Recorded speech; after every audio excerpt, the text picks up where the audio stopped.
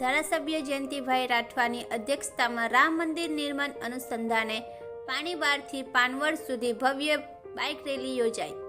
ભાજપના કાર્યકર્તાઓ અને સ્વયંસેવકો સહિત હજારો નગરવાસીઓ આ રેલીમાં જોડાયા। રામ મંદિરને લઈને દેશભરમાં ઉત્સાહનો માહોલ છે। હવે અયોધ્યામાં ભવ્ય રામ મંદિર બનીને તૈયાર થઈ ગયું છે અને તેનો પ્રાણ પ્રતિષ્ઠા મહોત્સવ આગામી 22મી જાન્યુઆરીએ કરવામાં આવી રહ્યો છે। આ અંતર્ગત દેશભરમાં રામ ભક્તો ઉત્સવની ઉજવણી કરી રહ્યા છે।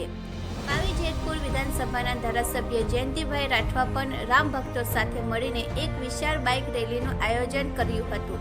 આ રેલીના તમામ ભક્તો રેલીમાં જોડાઈ ભવ્ય મહોત્સવના સાક્ષી બનવા માટે તૈયાર છે।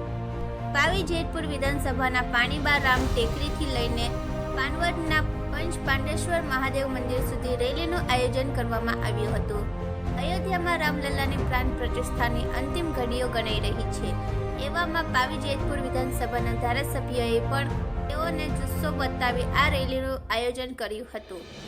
અયોધ્યામાં રામ મંદિરની પ્રાણ પ્રતિષ્ઠા પહેલા ખૂણે ખૂણે દેશવાસીઓમાં ઉત્સાહ જોવા મળી રહ્યો છે। ધારાસભ્યના નિવાસ સ્થાનેથી બાઇકમાં કાર્યકર્તાઓ નીકળી અને રસ્તામાં અન્ય જગ્યાએથી ઠેર ઠેર લોકો આ રેલીમાં સ્વેચ્છાએ જોડાયા હતા। આ બાઇક રેલીનો ખૂબ સારો પ્રતિસાદ મળી રહ્યો હતો।